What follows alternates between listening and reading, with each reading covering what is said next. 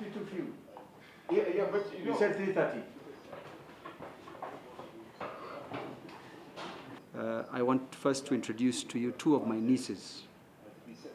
One here, this young lady, age 24, her name is Cheryl Murgor, and her younger sister, another very young lady, barely 22 years old, is Stephanie Murgor. At about 2:30 a.m., one of the so-called Ndichu twin brothers, I must emphasize that I've probably never heard of them before, given my generation, but I'm told there is a special tag for them, the Ndichu twin brothers. One of them, who we will describe in the manner they were dressed, because we cannot make one out from the other, but the one who on the video recordings is in dark clothing made an improper pass to Stephanie as she was walking past their table by suggesting to her that she was very cute, and it of course shocked her. But the young lady, who didn't break her composure, reacted in a manner by saying to him, "Aren't you the husband of Janet Mbugua? In other words, please do not make a pass at me." The lady who was with the twin brothers, then shouted, "Ex-husband." This permitted Stephanie to proceed on in the direction she was going. A little later, when Stephanie left their table, heading towards the exit, which unfortunately was in the same direction as where the twin brothers and their company was sitting, one of them then verbally assaulted her, referring to her as a bitch. She can't remember who it was between the two. But then the one in dark clothes jumped onto Stephanie and started choking her by grabbing her by the throat. And you can see from the size of this young lady, any person with a large hand or a large body, it's quite easy to grab her by the throat and started choking her.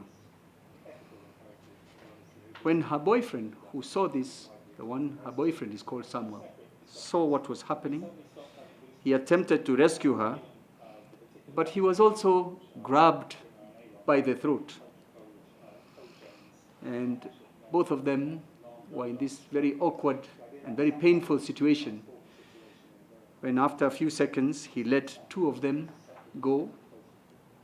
The two were extremely shaken, but this one with dark clothes went on to threaten them by stating that he had marked their faces. Cheryl and Stephanie and their two friends then proceeded to the lift, hoping to escape further confrontation. At the ground floor, Stephanie and Samuel went to bring their car around, while Cheryl and Patrick waited in the lobby. Suddenly, the two brothers, together with their lady friend, appeared on the ground floor. One of the brothers, together with their lady friend, then proceeded to attack Cheryl and Patrick before they both went back to assault Cheryl.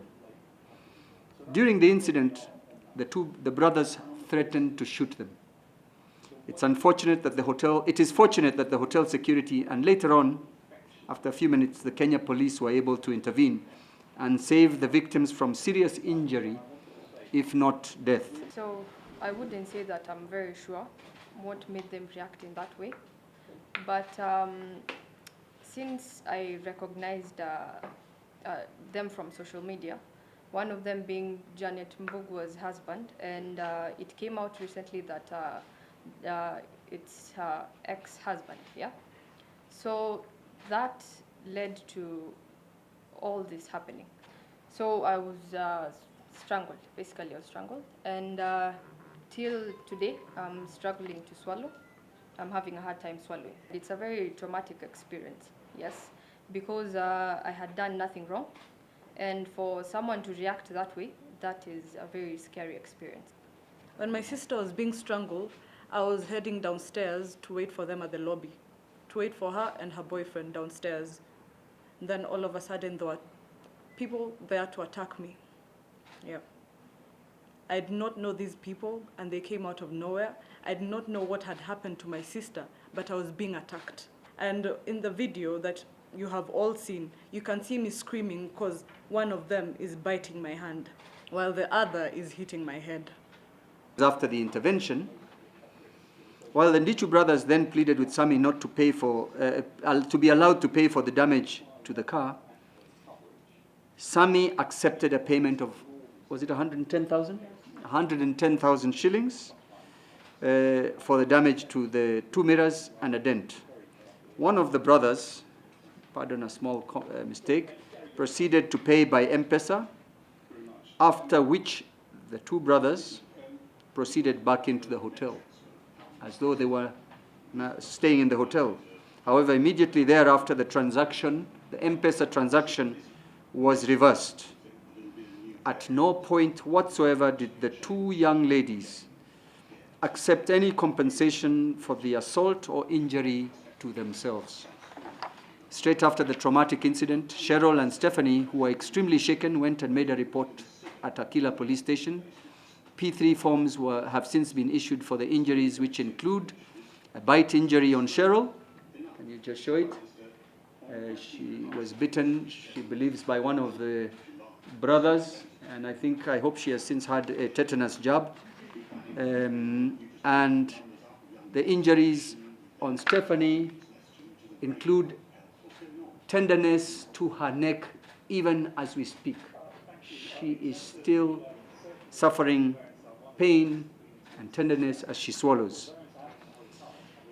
This incident is partially captured by a phone recording by one of those present, which recording has since gone viral, while we expect the entire incident is captured in the hotel CCTV, both on the 10th floor and the ground floor, and I hope these CCTV recordings will be handed over to the police. Finally, while the Inspector General, Mr. Mutyambai, has given an assurance that the incident will be fully investigated, on our part, due to the alleged influence and power the perpetrators are supposed to wield, we demand that the IG assign the investigation to a special team at police headquarters who should ensure that the investigations are completed as soon as possible and forwarded to the ODPP for the prosecution of the Ndichu twins.